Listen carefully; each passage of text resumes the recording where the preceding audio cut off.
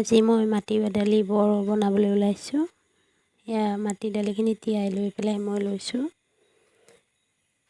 আপোনালোকে খাই পাইছেনে নাই চাবচোন এনেকৈ।